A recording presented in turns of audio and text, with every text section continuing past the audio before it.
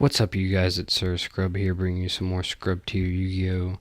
Today's video, we're going to be talking about how to beat Cyber Dragons. Before we get into it, please leave a like and subscribe, and let me know what you think down in the comment section below. With all that junk out of the way, let's go ahead and jump both feet into today's video. So, as always, I'm going to analyze some tips and things you can use to combat your Cyber Dragon matchup.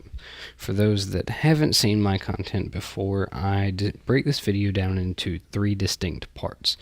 The first being the strengths of the deck from that deck's perspective. So I'm going to talk about some of the combos and the ways that the deck operates as if you're playing it.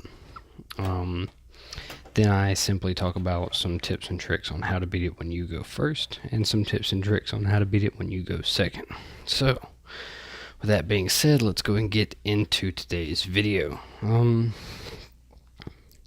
Cyber Dragons as a deck are relatively interesting and unique compared to the rest of the decks that I've featured on this channel before. Cyber Dragons have two distinct win conditions based on whether or not they're going first or they're going second. Well, not really. Their win condition's kind of same, but just the way that they get there is different if they're going first or if they're going second. If they're going first, they want to build up some kind of disruption to maybe make their opponent make some suboptimal plays before going in for an OTK. If they're going second, however, they simply want to OTK through whatever board their opponent has built. And they're going to do it in a single turn, their very first turn. Boom, dead, bow, gone. Now, how is this accomplished, you may ask? Well, if they're going first, they're going to use powerful cards like Cyber Dragon Infinity or maybe even Constellar Pleiades to disrupt their opponent's plays and force them into a suboptimal situation, making it to where they have the upper hand and can go in for the kill next turn. If they're going second, however, they simply want to use their fusion card Power Bond to fuse up their monsters, get some big attack values, some multiple attackers, and swing in for damage. And if you've extra linked them, they can just use Chimeratech Mega Fleet to just simply out the extra link and go off from there.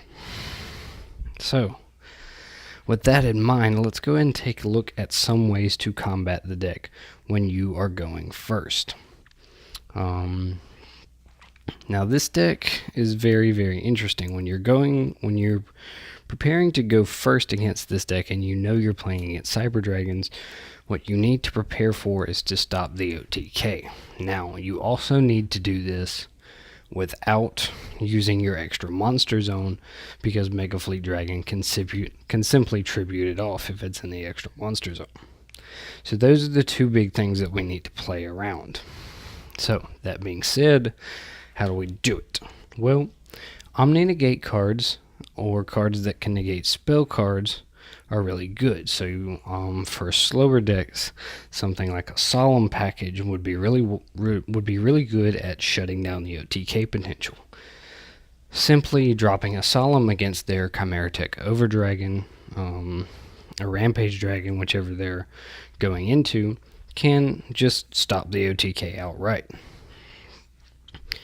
And for your more combo-based decks, something like Hot Red Dragon Archfiend Abyss for Guard Dragon variants. What are some other ones that I wrote down here? Odd-Eyes Vortex Dragon, Evolzor Logia. Anything that can either negate the Power Bond or negate the monster summon itself. One or the other. Like, for example, for me particularly, I'm playing Dino Thunder Dragon, so if I'm going second against them, as soon as that Overdragon hits the board, I'm just going to use my Ultimate Conductor to set it face down and call it a day. Just something like that, something that can shut down that Overdragon, be it negating the summon, negating the effect, whatever. And that is the other thing. You can also survive the OTK by using things like Effect Veiler, Forbidden Chalice, Infinite Impermanence to negate the Overdragon's multiple attacking effect. You're still going to take a good chunk of damage, because 9 times out of 10 it's going to have 4,200 attack points, but you will not die, and that is the difference. A couple of cheeky things that I like to do is you can use Book of Moon to just simply set it face down as soon as it hits the board. Just anything like that. Anything to either get it out of attack mode or keep it from hitting the field in general. Bottomless trap hole, stuff like that. And that's really all you really need to worry about. And then just OTK him next turn. Don't give him a chance to recover. Boom. Now, when you're going second is the interesting thing. First off, don't misunderstand. This deck isn't building 4+ negate boards. It's not it's not extra linking you. It's not anything like that. You maybe at the most have 3 disruptions to play through, and that's including hand traps. More often than not, it's going to be 1 to 2 disruptions between Infinity and maybe they have something in their hand or something like that. So in reality, the best way to play into their boards is to know how to get rid of Cyber Dragon Infinity. So, if you have paid any attention to my channel, or if you've paid any attention to Yu-Gi-Oh! In general, what is the best way to get rid of boss monster decks? Kaijus. And with Interrupted Kaiju Slumber coming to 3, the Kaiju engine is a really, really great spot removal engine in this format, giving you access, to just simply tribute away any problematic monsters, or using Slumber to just nuke the whole board and do it anyway. And that kind of goes into my next point. If you don't want to run Kaijus because, creativity, you need to have ways to force the negation. And most optimally, you want to force them to use that negate without making suboptimal plays. So using cards that kind of deal with it one way or the other.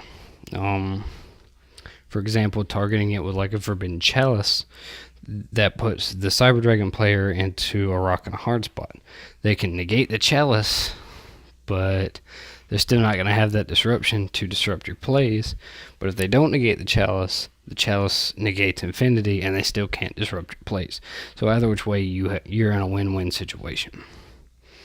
That's the best way to kind of deal with something like Infinity or any other single piece of disruption card. Really, these kind of spot disruption cards like Infinity are only problems in big numbers, and Cyber Dragon isn't really going to put them out in big numbers. Another method that I personally like to use is with Instant Fusion. If they let the Instant Fusion go through, then you get out either Invoked Raijin or Thousand Eyes Restrict to simply spot remove the Infinity. And if they negate the Instant Fusion, then you potentially didn't lose a combo piece. Maybe a one monster for a Link Summon, but that opens up your other playmakers, stuff like that. That's the best way to deal with it when you're playing into their boards, 9 times out of 10. That's all I've got for this video, you guys. Let me know what you thought down in the comment section below. Also, feel free to share this video with a friend. If you enjoyed this video, please leave a like and subscribe to see more stuff like this in the future. Most importantly, don't forget, be a scrub.